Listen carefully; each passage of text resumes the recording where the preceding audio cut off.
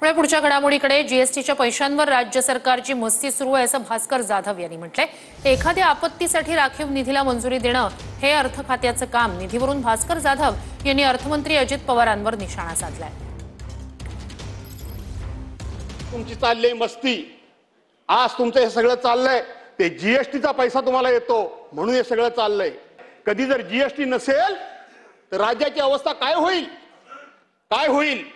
आणि म्हणून अध्यक्ष महोदय, आर्थिक शिस्त राहिली पाहिजे।